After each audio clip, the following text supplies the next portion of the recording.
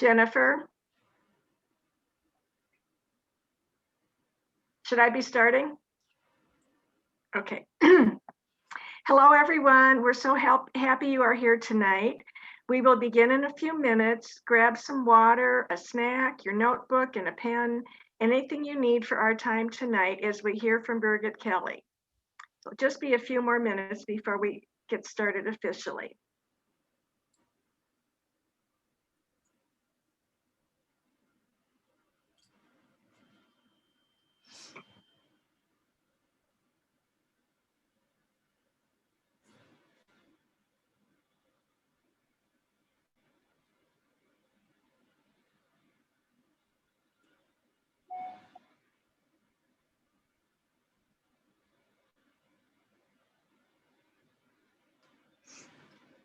Hello again, everyone, and welcome. We're waiting just a few more minutes before we get started, and we're glad you're here with us tonight.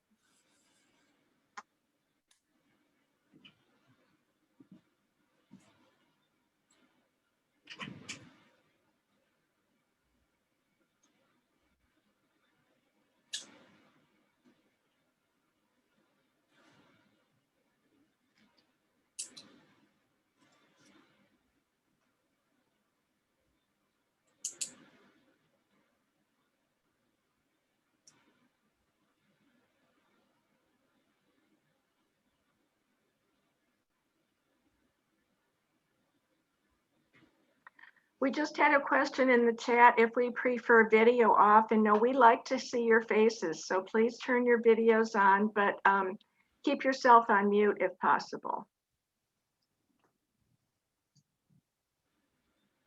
Well, I'm going to go ahead and get us started. We're so glad you all could join us tonight for our Monday Mental Health Speaker Series. This event will be recorded tonight, right up to the question and answer period. At that time, the recording will stop. Being that this is a Zoom meeting, we can see each other's faces and hear from one another. Remember to mute your mic using the button on your screen during the presentation. If you have questions during the event, please submit them in the chat. You can also use the raised hand functionality during the Q&A session, and when you are called on, then you can unmute. If you would like to remain anonymous, send your question to Teresa Delata privately, and she will submit your question anonymously. Remember, we will stop the recording before the formal Q&A session. My name is Pam Gerber. I'm a Mental Health Monday committee member. Mental Health Monday is a collaborative ministry between St. Joan of Arc Catholic Community and Bethlehem Lutheran Church, Twin Cities. It is designed to provide support through resources, education, and social interaction for people living with mental illness, their families, friends, and people working in the mental health field. The 2020-2021 theme is Hope for the Journey. We like to begin our Mental Health Mondays with a short devotional. I'm going to start with a short prayer. We pray for God's blessing on this gathering of people who share a desire to gain a greater understanding of mental illness and to support environments that foster hope and healing. Amen. And now I'm going to read a meditation about mental health self-care. And this is written by Maida Herrick Carlson, who is one of our Bethlehem pastors. And she has written this lovely little book called Ordinary Blessings, Prayers, Poems, and Meditations for Everyday Life. And the title of this is Taking a Mental Health Day. It is a necessary luxury to admit silently and aloud, I need a day. To believe that the world will keep turning while I find the surface and catch my breath again. I cannot control the drumbeat of many things, but I can retreat from the noise to hear my own rhythm, to notice the fullness of my being, the landmarks of my person, the muscles strained or forgotten in the hustle and striving. Bless the bosses and lovers and friends who encourage this care. Bless the ones who hold power and set an example. Bless the ones who speak up and work change on behalf of those with too much to lose and honoring themselves. It is a necessary luxury to return to myself. When I can admit this silently and aloud, I help build a world where everyone can. Now I'm going to turn it over to Jeannie, who's going to introduce our speaker. Yes, thank you. My name is Jeannie Kenny. I'm a member of St. Joan of Arc, and it's my complete pleasure to introduce Dr. Birgit Kelly. She is the director of Tubman Clinical Services, and she's a specialist in post-traumatic stress disorder. And Birgit is going to speak to us in just a few minutes. And as we said, we'll stop the recording and have a live Q&A session. So at any point tonight, you can type in your questions. Again, this is just a reminder. So Birgit has worked in mental health for over 30 years in a variety of settings and roles, including community work, teaching, therapy, group home settings, private and group practice, hospital level care, administrative and direct practice. She believes therapy is collaboration and work to help the clients accept and harness their inherent wisdom in order to move forward with the process of growth and change. She specializes in complex trauma. Let's see. Lost my place. Okay. And let's see. Borderline personality disorder, dialectical behavioral therapy, also known as DBT, couples, including LGBTQ, vicarious trauma, anxiety, and depression. Birgit's completed level 2 of sensory motor psychotherapy training and working with trauma, dialectical behavioral therapy training, and working with providers experiencing secondary traumatic stress. She works with both adult individuals and couples of all genders and orientations, and she holds a master's in social work. She's a licensed independent clinical social worker and is a PhD. So welcome to you, Birgit.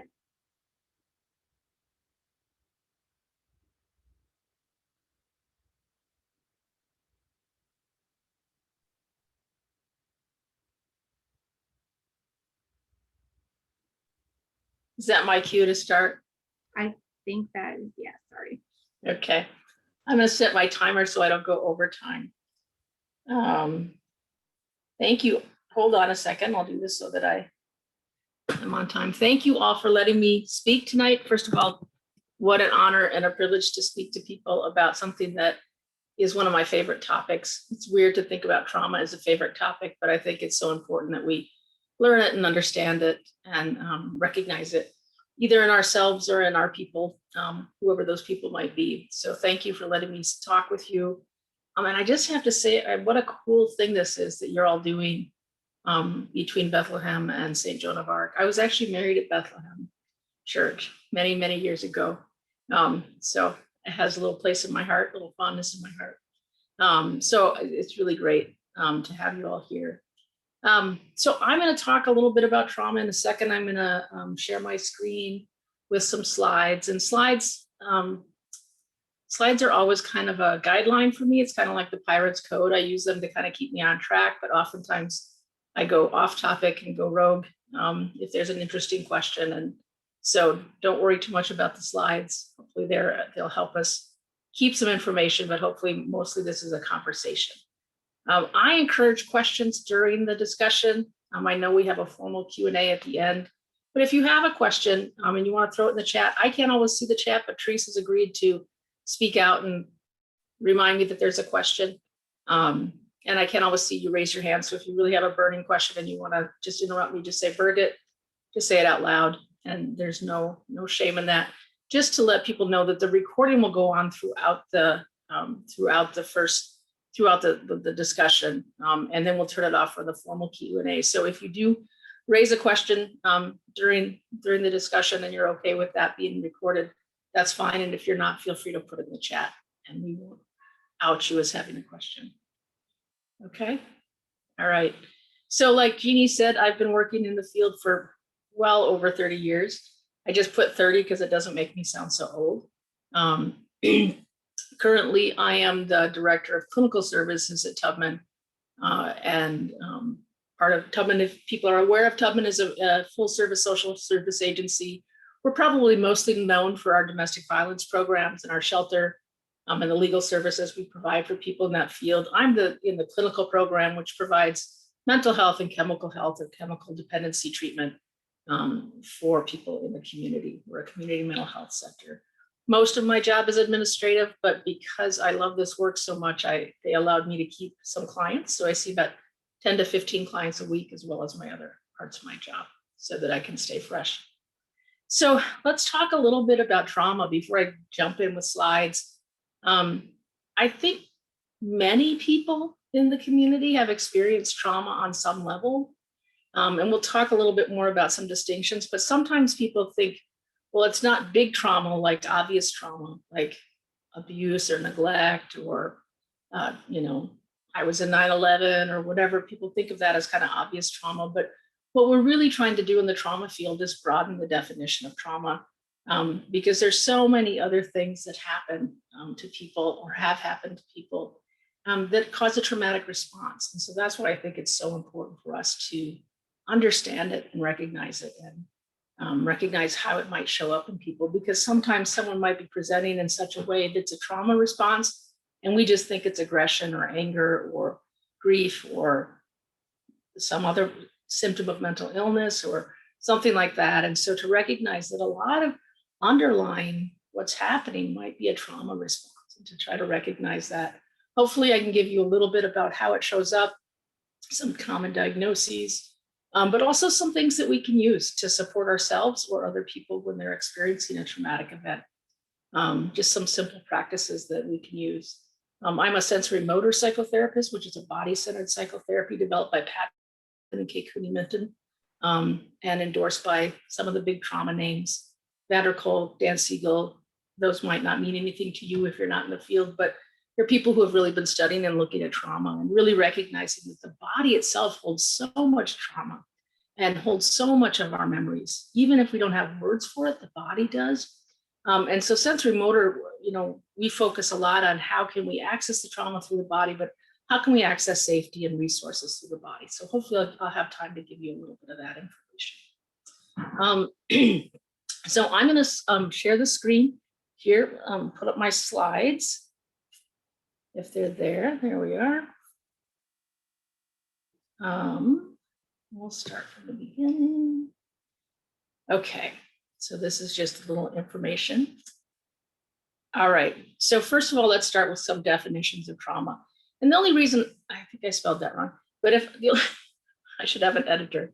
The only reason that I like to have a definition of trauma is because sometimes we get stuck in like, well, this is trauma and this isn't. And again, we really want to broaden that so that people can start getting support and understanding of it. And I want to say before we jump in that I think a lot of people with mental illness have trauma, even if they don't have any of those really big T traumas, because the experience of mental illness can be traumatic. If you think about a young person who's experiencing their first episode of psychosis, for instance, they're seeing things, they're hearing things that aren't there, they're overwhelmed, they don't know.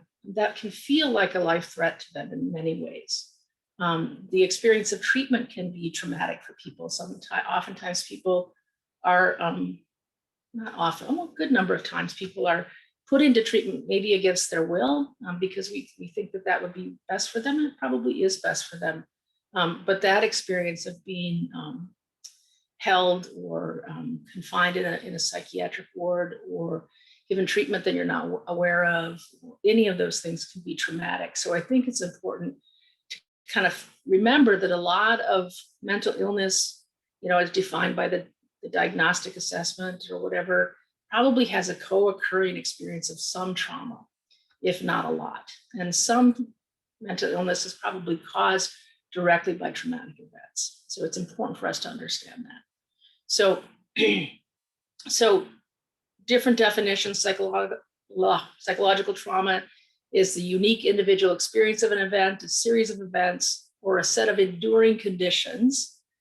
And I think that's important because sometimes there's a one event that can be traumatic, and sometimes there's many events or events over time. So if you think about a soldier who's in the war for many years, or someone who's endured many years of abuse or neglect, or multiple traumas over time. So different definitions. Lori Sackvitney says the individual's ability to integrate his, her, or their experience is overwhelmed. So one of the key definitions or reasons that trauma becomes trauma is because our brain doesn't know what to do with it, right? If you sit down and think about what you had for breakfast, and it was a fairly uneventful breakfast where you didn't spill coffee on your lap or burn your tongue or whatever, it's not traumatic. And your brain can take that breakfast memory and put it in the breakfast archive folder in the brain and store it away. But a traumatic experience, like a car accident or being assaulted or having a sudden death in your family, any of those things, the brain doesn't really know what to do with it. It says, this doesn't make any sense. It doesn't fit in the breakfast file. It doesn't fit in the workday file. There's no place to put it. And so it kind of gets stuck, and we can't integrate or the brain can't make sense of the experience. So it kind of gets stuck in this kind of no man land of memory. It doesn't get digested. It doesn't get processed. It just kind of stays there, which is why one of the reasons that we often get triggered or activated by cues in the environment, because the memory itself isn't ever digested. So it just kind of stays there, like bad food in your stomach kind of thing. And then something happens, and we get activated, and that memory comes and overwhelms us. So it's not the same kind of memory for one reason or one experience. The other one is this is from Pat Ogden, who developed sensory motor. She says that the situation is perceived as threatening one's safety and survival. So that's a key piece, is that our safety and survival is threatened by the experience, regardless of what it is, right? So something might be traumatic to you that might not be traumatic to me. A near car accident or an actual car accident might cause trauma for one person and might not for another. And so we never get to say whether something is traumatic or not. We don't get to challenge someone's perception of trauma. But what Ogden says, and this is where we talk about the body a little, is that the perception of threat occurs not only through our cognitive evaluation, not only what we think, but also through our physical and physiological sensations and impulses. So for instance, if you have surgery to remove a tumor, you know that that's helping you or helping you get better or heal. But the body says somebody's cutting into me, and the body still stores that cutting into you process as traumatic. Right? And so when we have a traumatic experience that we don't have words for, so if they're very small or it's very sudden, the body still remembers that, even if we don't have a cognitive sense of it. And then finally, there's also, this is where it gets a little bit broader, is that the integrity of oneself or one's life is compromised or endangered. So people used to think there had to be a life threat for something to be traumatic. And what we're saying is, no, it could be something that threatens your sense of self. So if you have a shaming parent who's always telling you that you're wrong, or you're bad, or you're stupid, or what you did was bad, or if you have a parent who can't attach or can't be present with your caregiver, who can't be present or tuned into what you need, your sense of self starts to get compromised. And that can cause traumatic responses. Okay. And so this is that trauma spectrum, big T and little t. And what we don't want to do is create a hierarchy, like big T is more important than little t. What we want to do is have people have a little bit more space to think about what their experiences might be traumatic. So we think of big T as some of those more obvious traumatic experiences, assault or abuse, profound neglect, car accidents, natural disasters, war, those kind of things feel like, well, I know that my life was in danger because I was a soldier in the war. Seems obvious. But sometimes if we have like an attachment failure, or we have a caregiver who can't tune into what the child needs for whatever reason, right? Maybe a caregiver can't attune because they're not healthy themselves, they're not well, there might be addiction, or they might just have a life that's really busy and really hectic, and they can't necessarily tune into what the infant needs. And so there's not a clear attunement and then not clear attachment. That can be traumatic, because if you think about an infant, attachment is their linked survival, right? If there's no big person there making sure a little person is getting his or her their needs met, that is a life threat. And again, even before the child has words, right? So when we think about babies who have failure to thrive, for instance, right? So they don't, there might be a response to not having their needs met effectively or their needs being tuned into. Little t could also include, like I said, a shaming environment or an environment where the parents' needs become, or the caregiver's needs become more prominent than the child's needs. Having experiences like my friend was just talking the other day about her mother died when she was about 18, and that was very traumatic, right? Because you're just 18, you're starting your life, and then your mother dies. And then shortly after that, her father got remarried, moved to a new house, kind of erased all of the experiences of her growing up with her mother and that relationship in her home. And the new home didn't have a place for her. And so that was also traumatic. And she might put that in a little t, even though, again, it was very traumatic. It wasn't quite that, it didn't feel like an obvious trauma. Like she couldn't say, well, this was traumatic that my dad got remarried. And she's like, well, he didn't hurt me. He didn't do anything to me. And yet I felt the integrity of myself was compromised, was in danger. Okay. So here's what I always do is I always say that makes sense. So I'll try to correct myself since we're on Zoom and I can't see all of you. But again, wanting us to think about trauma could be a lot of different things. Like I said, just being hospitalized for mental illness could be traumatic because it's such a new thing, or it scares you, or you're being faced with a diagnosis for your first time. Any of those things could be on that spectrum of trauma. Okay, so we just want to make room for that when we think about trauma. Oops. Okay, and so this is, I think, important. This is from Judith Herman. Judith Herman was one of the original or early people starting to look at trauma and how it was impacting and how we can treat it. She worked, I think, primarily with sexual assault victims, probably some veterans. You have to remember is that maybe you don't, I don't know if you have to remember, but trauma as a diagnosis didn't come into play until after, toward the end of the Vietnam War, when we started looking at it as actually a traumatic, an event that was causing some of the disruptions that these guys coming home from Vietnam were, and women were coming home from Vietnam with. And we started to say, well, there's something going on. At the same time, the psychological field has been studying trauma, back since Freud's time. Pierre Genet was I think, Swiss psychologist who was looking at trauma and dissociation and how events impacted people. And even before that, they were looking at, like shell shock and whatnot from the First World War. But it wasn't until late, kind of mid 70s that we started looking at it as an actual diagnosis. So people started really looking at how can we treat it and how can we effectively respond to it. So, okay, so that's why I digress. So the body keeps the score is a term that we often use in the trauma field now, because again, the body is going to respond to a threat with a fight or a flight response. But when neither is a fight, resistance, a fight, or escape is possible, the human system of self-defense becomes overwhelmed and disorganized. So each component of the ordinary response to danger, having lost its utility, tends to persist in an altered and exaggerated way long after the danger is over.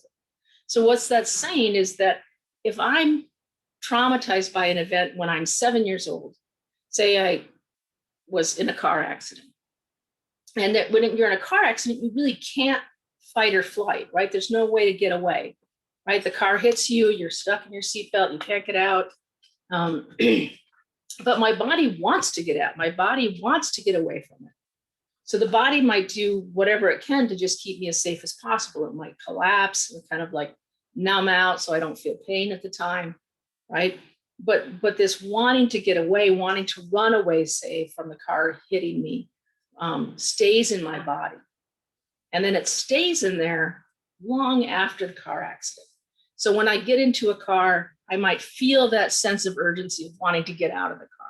When I come up to that intersection, even 20 years later, I might still have a sense of like my body might feel like it's wanting to get away. and the important piece to think about is that it doesn't make sense, like why every time I get into a car, do I feel scared? Do I feel anxious? Or do I feel like I'm going to be sick? Right? There's this kind of altered but exaggerated, right? There's this flight response, stays in me over and over and over again, and it keeps getting reactivated, even when there's no actual danger. And the thing is, why we want us to think about that is that when we're working with someone, whether it's our family member or a client that we're working with, or someone we see in the grocery store, even if we think of ourselves as safe and trying to help, that person might be responding to a danger that happened a long time ago, right? And so they might respond to you in a way that might be surprising or unexpected or offensive even, right? If someone yells at you or gets mad at you, they might be responding to this old trauma, this danger from the past, even though you're trying to help. And I think one of the things I know about working, especially with family members and other providers, when we talk about trauma, is that oftentimes we want to help and we want to be supportive and we want to be kind or whatever. And then somebody responds to us with like running away from us or anger or maybe a kind of intense, like kind of glomming onto us, any of those things. It's because they're responding to an old experience versus the current experience. One of the things trauma does is it kind of takes us out of our mind body. And so when we're triggered by a trauma, past trauma, a cue in the environment that reminds us of the past trauma, we kind of go out of our present body and go back into the past event. And so somebody's responding to the past event in current time, and that can be really confusing for someone who is experiencing it, of course, but also someone who is trying to help or trying to be supportive.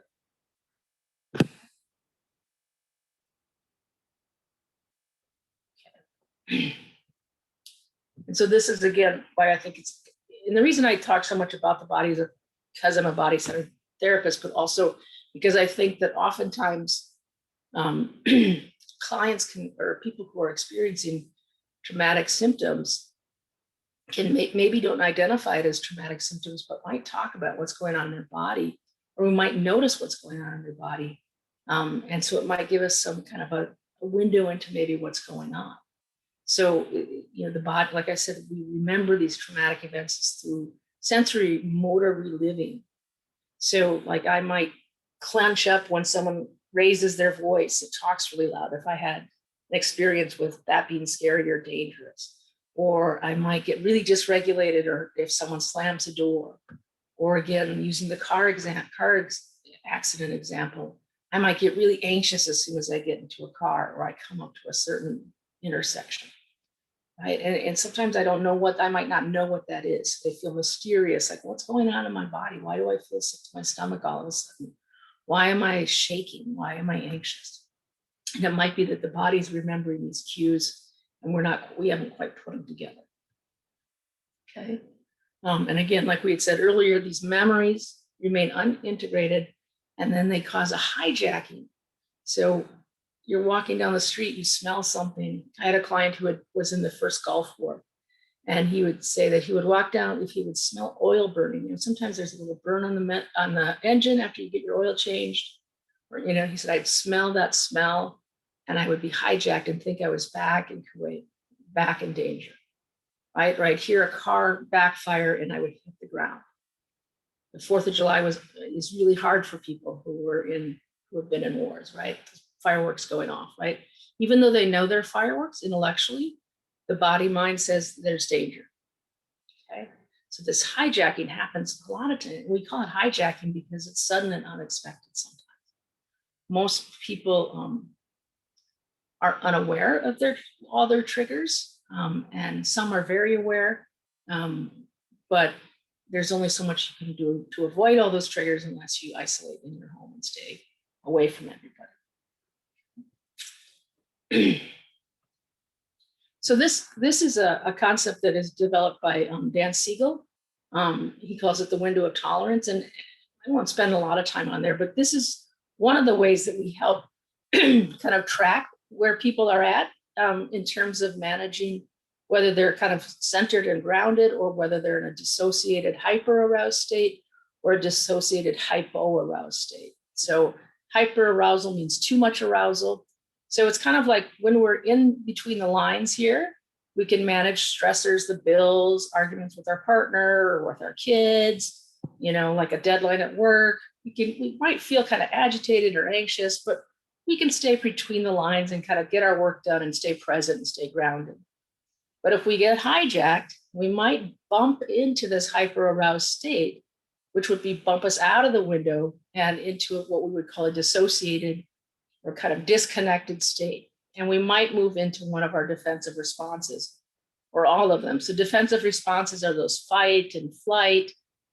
The attachment cry, and we'll talk more about that, but that's really that first line of defense that we have as humans, is to cry. If you've ever had a baby crying and crying and crying because they're hungry or stuck in traffic or whatever, that kind of desperate, kind of frantic cry, that's our first response in a healthy environment.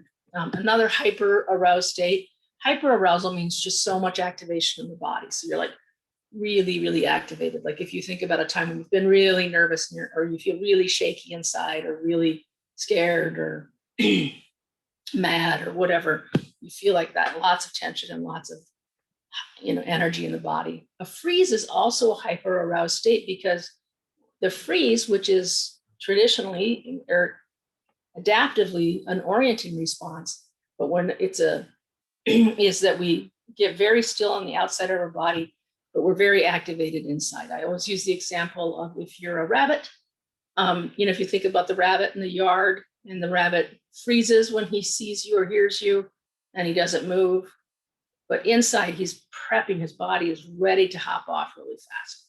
So that's what a freeze response is. And quite often we can only sustain so much arousal in the body, right? We can only sustain so much activation. And then we drop down into this hypo-aroused or a collapse state. So it's kind of like, in this state, it's like we have no bones and no energy. It's a submit state. If anybody's ever seen dogs at a dog park, some will come in and they'll just roll over on their back and show their belly to the other dogs, right? That submit state. It's a way of just kind of keeping ourselves safe. Another example is my sister has fainting goats. I don't know if anybody's ever heard of fainting goats, but they get really excited and then they just top over. They just faint and fall over. So that's hypoarousal, is that there's so much activation and they just collapse.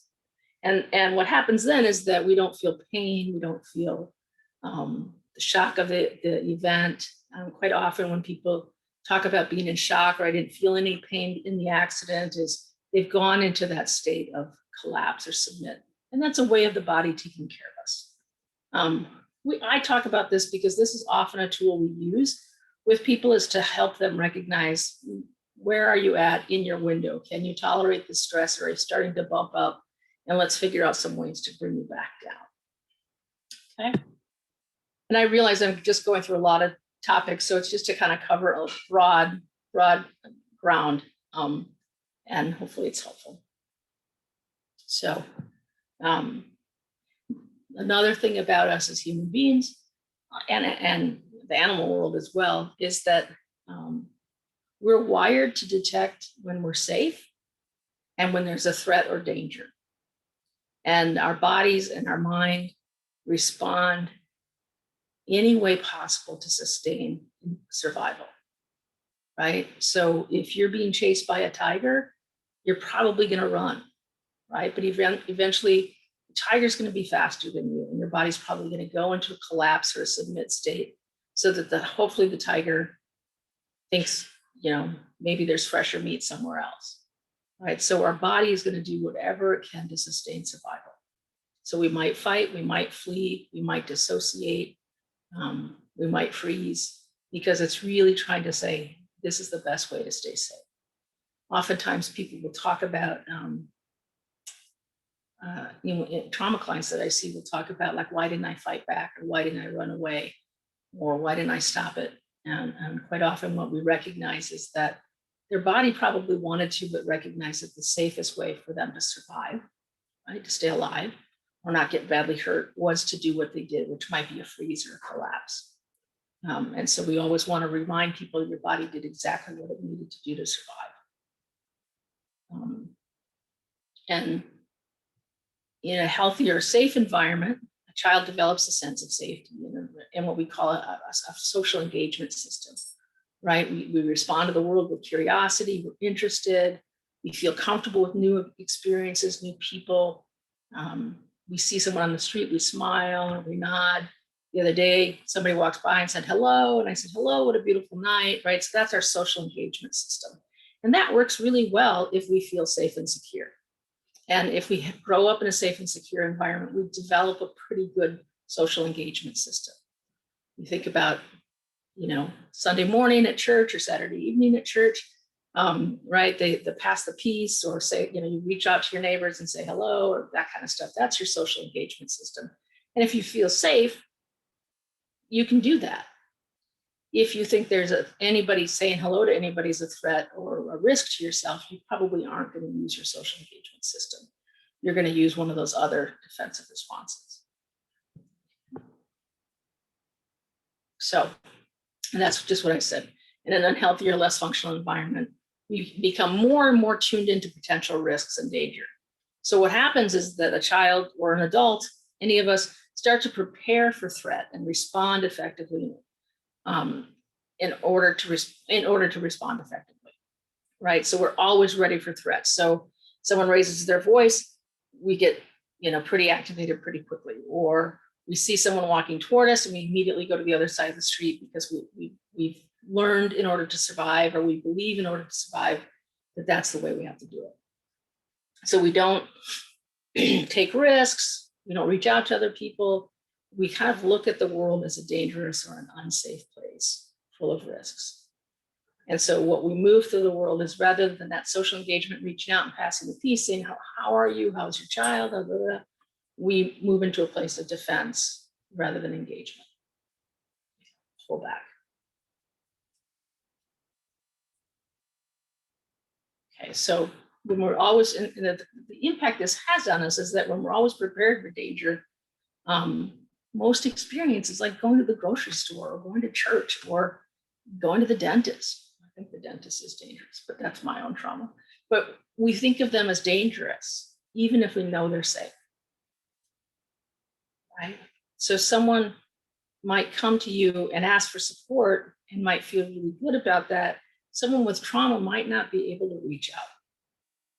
And they might respond to you or other supports as dangerous and threatening, even if you're trying to help. And so I think that's a key piece to remember when we think about people living with trauma, is that even when we're reaching out and we're trying to be supportive, they might respond as if we're a threat, even because they're living in trauma time, or they're looking at the world through trauma glasses.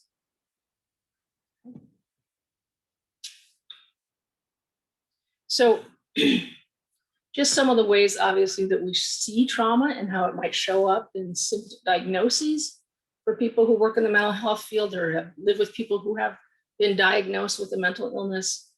Some of the typical experience or diagnoses would be obviously post-traumatic stress disorder. Borderline personality disorder is an attachment trauma, I think. The work I've done with people with that diagnosis, it's really based in kind of insecure, insufficient attachment and attunement. Depression can be a side effect of trauma. Bipolar disorder can be a side effect of trauma. Sometimes we misdiagnose people with bipolar disorder when it's really a trauma, because the symptoms actually can be very similar. So when we're doing a diagnosis, any of those, we want to make sure that we're asking is, did anything happen to you? So we're getting a full picture. And again, that's from a more clinical perspective, but sometimes someone might actually have trauma symptoms that are showing up as some of these bigger diagnoses. Fibromyalgia and chronic pain and chronic fatigue can be indicators of trauma. Anxiety and phobia, eating disorders can often be an indicator of trauma. Addiction, any kind of addictive behavior, whether it be drugs or alcohol, spending, sex, any of those things could also be indicative of trauma history, because we're trying to mitigate the pain, we're trying to manage the pain. And so one way to manage the pain is to eat too much or drink too much or get high or whatever, because that pain is so overwhelming.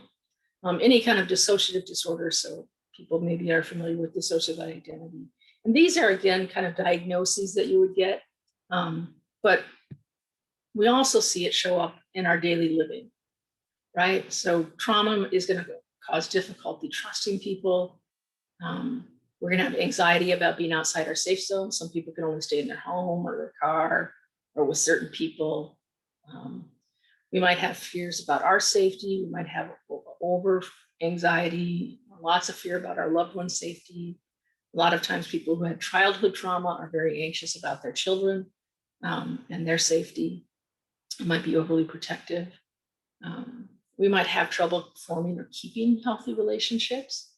And we might have really easy time making relationships with people who might be unhealthy for us.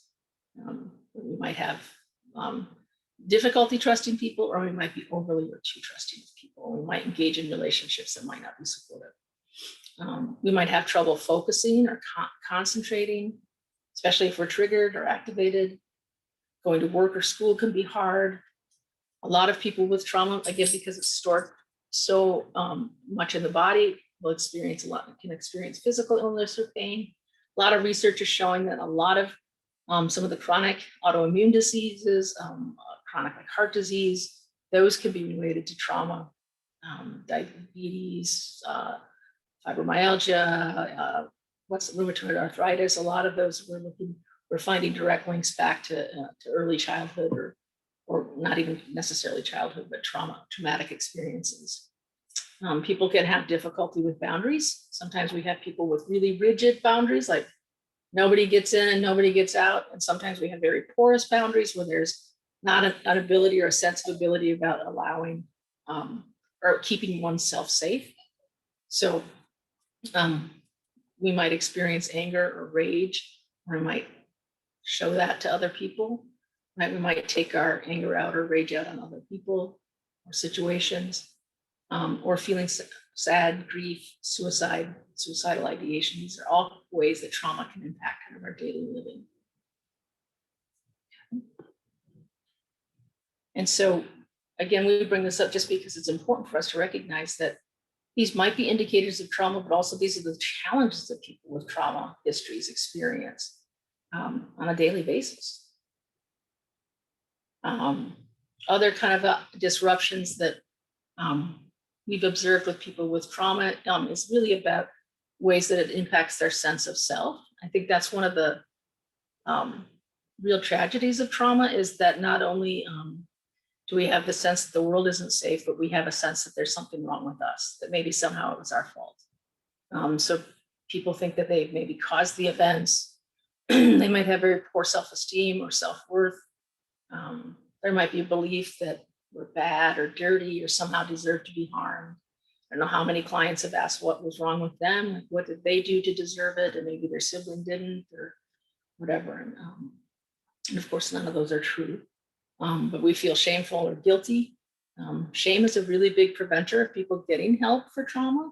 There's a lot of shame about having something like that having happened to them, or admitting that they had that, especially with interpersonal trauma, like that happened in their family or that happened in their relationship.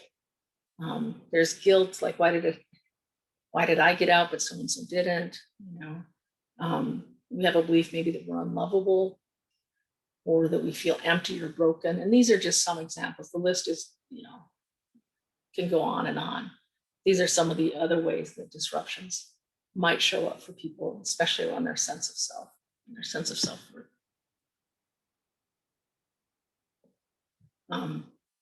The other thing to remember is that when we've had high amounts of trauma, is that we tend to experience the world through symptoms, flashbacks, somatic symptoms, nightmares, those other things, all those disruptions we just shared, versus memories. So I might have a memory of my first day of kindergarten. It's fairly pleasant, but if someone had a very traumatic first day of experience of kindergarten, their memory is not going to be of their first day of kindergarten, but a flashback or a somatic experience of that day. So I might say, I wore my dress and I met Mrs. Miller and da da da. Someone else might remember my car was hit, or my cat was hit and I walked past it on the way to kindergarten and saw that that's what had happened to her. Right. So it's something their memory isn't about kindergarten, it's about the trauma. Okay. Okay. Just thinking of my time. So one of the things that I think is important for us to remember is that the way that we experience traumatic memory is that the brain doesn't quite work right. Doesn't work the way we want it to, or the way it normally does. So in normal everyday functioning, we have this reptilian brain, which is kind of that automatic response, fight or flight, sensation, impulse, like my stomach gets tight, my reptile brain says you're hungry, right?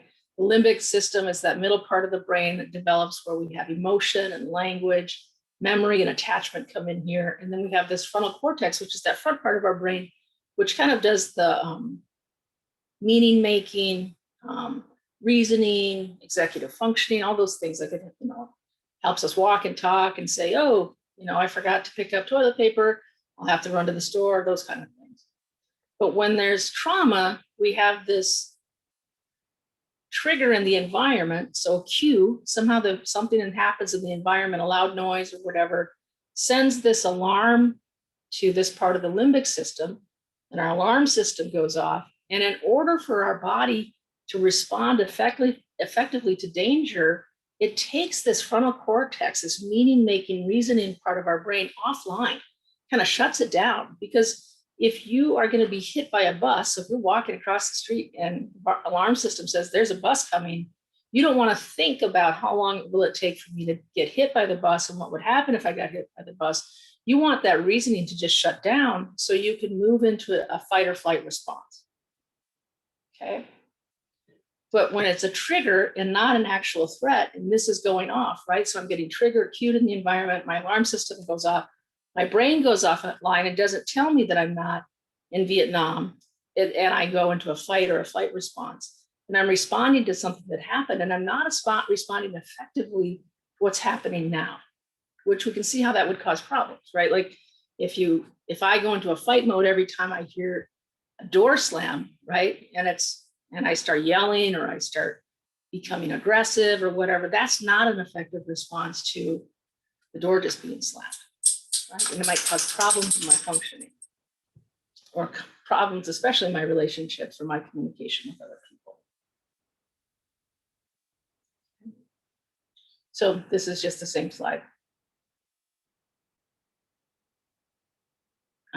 So we have this action system. We have a variety of action systems that respond to the environment. So we have an attachment action system. We have a social engagement system. We have a play action system, an exploration action system, all of these things that help us survive and develop our sense of place in the world. And then we have the defensive response, the defensive action system.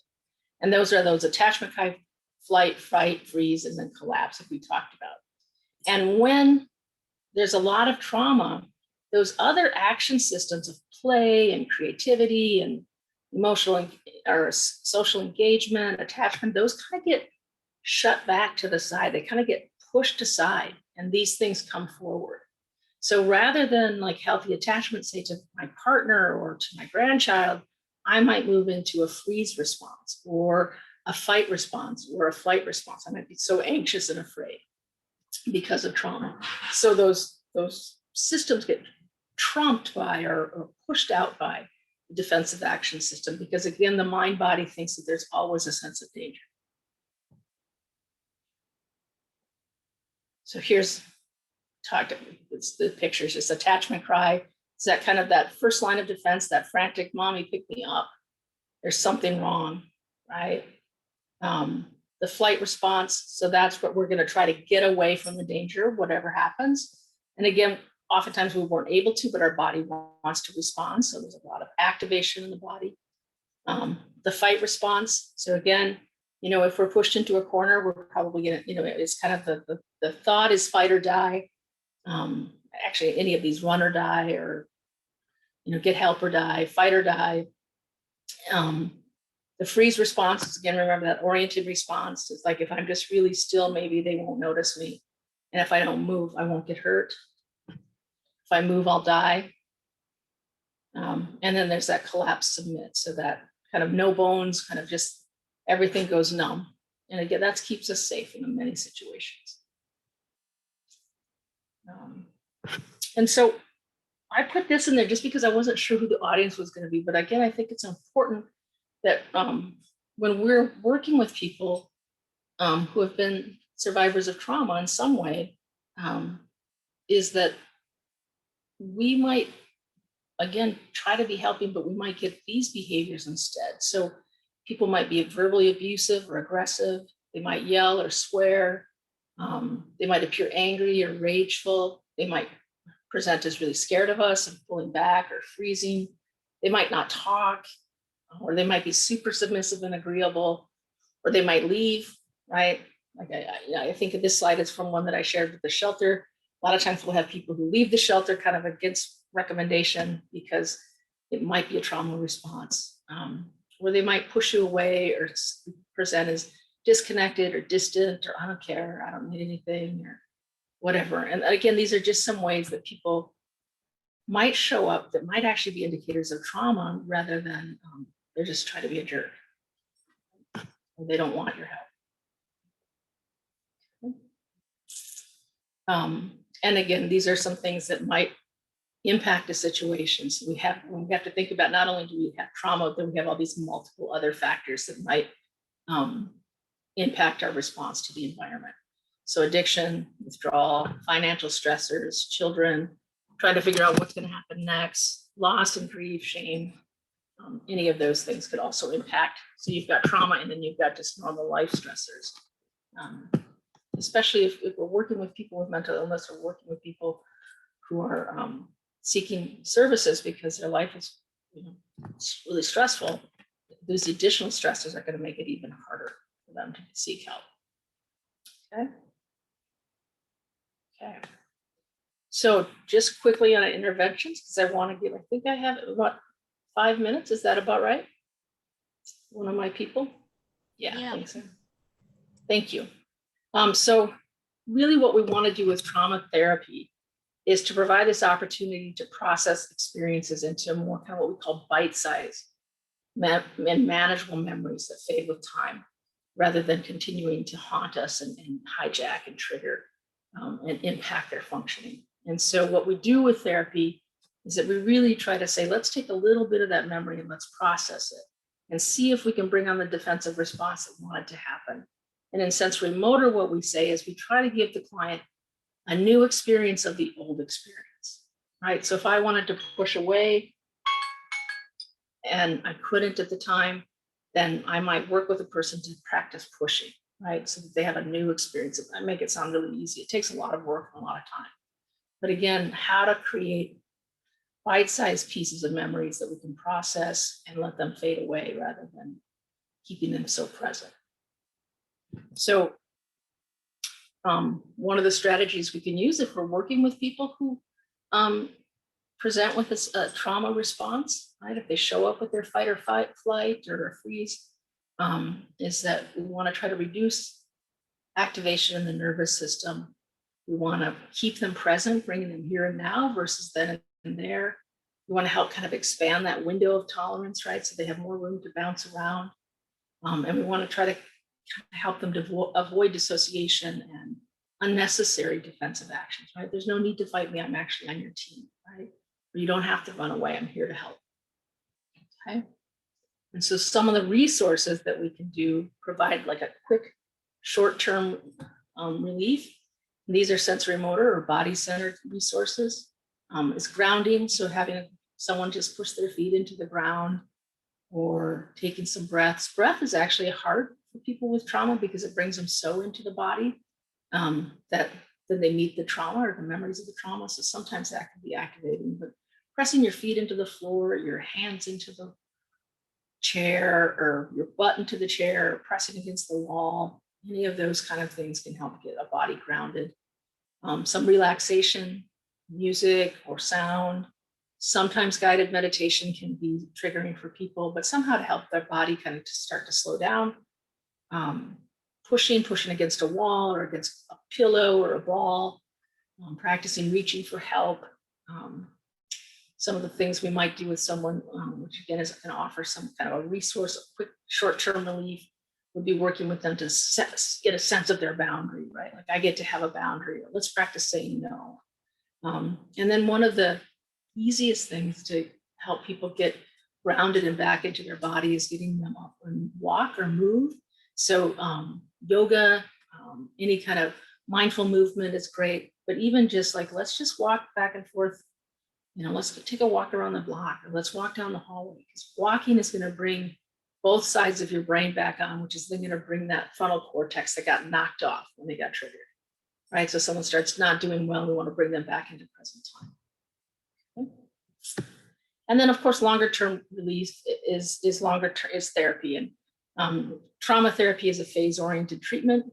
So phase one is really containment and symptom management. So we're really working to build a relationship in therapy and create a relationship so that the therapist or the provider is a safe person. And we're going to work on managing symptoms, like maybe there's self-harm, or maybe there's suicidal ideation, or maybe they dissociate a lot. We're going to try to work on that and give them resources and tools to stay in their body and stay present and stay safe. And that can be like years of work, and it could be done very quickly. It kind of depends on what the person comes in with and how resourced they are in terms of their own sense of self and whatnot. I have a client I've been working with for 7 years, and we're still kind of pretty much phase one with a little bit of phase two. So phase two is actually processing the memory. Quite often what we'll do is toggle between phase one and phase two. So we might start doing a little processing of memory. Let's go back when the car accident, and then they might get dysregulated. So we go back into symptom management, and then we can go back into the memory. So this can be a year or 20 years. It kind of just depends on what's going on for the person and how they respond. There's no right or wrong. And it's nobody's fault if it doesn't go as fast or as quick. And then phase three, which is integration and transformation. So that's like, now I've integrated the memories and I'm starting to transform my sense of self and my identity and my personality as not someone who's necessarily just a trauma victim or a survivor of trauma, but this person who has had a traumatic past, but there's all these other things about me, and really starting to integrate that. Okay. And I think, are we at time? No, you're good. You can finish up. Okay. Okay, so just some options for trauma therapy if people are interested. Phase one, a lot of the skills-based therapies are really what we're going to focus on. So DBT or dialectical behavior therapy, a lot of the trauma skills programs, intensive outpatient programs specifically for trauma or anxiety are really about building that capacity to do the deeper work. And just regular talk therapy, of course. Phase two, where we're going to do actually the memory processing, so sensory motor psychotherapy. EMDR is a big trauma, very, very popular trauma modality. Internal family systems, or IFS, somatic experience, ART, which is, I can't remember what those stand for, but there's some newer ones, ART, ACT, ADP, prolonged exposure. Those are going to be the work that we're going to, or just traditional talk therapy, are going to be the work that we're using to process memories. And then phase three, where we're doing this integration, I'm trained in sensory motor and a little bit in internal family systems. So those tend to be my favorite, but there's all kinds of different ways of working on that. And it doesn't necessarily even have to be therapy, but that was just an overview in case people were interested. That's it. Somebody shared that ART is accelerated resolution therapy. Yes, thank you. Chat. Accelerated resolution therapy. Thank you. So that's it. That's my spiel. I think I did it in the right amount of time. Yep, you did. My alarm just went off. Perfect. Perfect Thank time. You. Good. Well, thank you, Birgit. We appreciate your message and your inspiration tonight and letting us know about trauma. We're going to stop recording shortly, but we'd like to make sure you have a few resources before we do. For those of you who are here live, we'll begin the Q&A session following these messages. And then after these messages, we'll also turn off the recording. So if you have any questions, it won't be all over YouTube. So our first slide is if you want to sign up for our Mental Health Monday email list so you can get alerted to events before they happen. Tonight is our last night of this season, and we will be starting back up in September, on September 13th. And we are going to still be doing it via Zoom the first part of the year.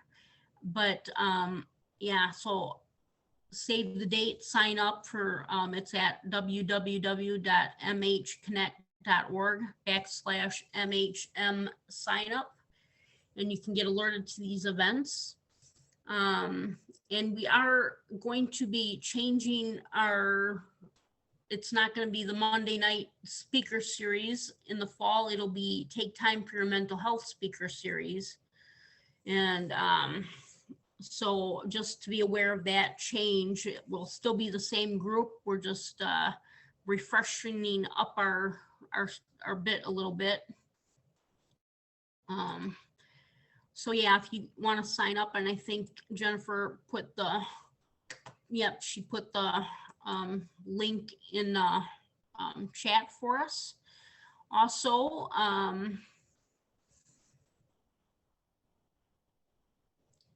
if you have any, if you're concerned about your mental health, you can contact Mental Health Connect. It's a confidential, non-judgmental listening ear that can direct you to resources that can help.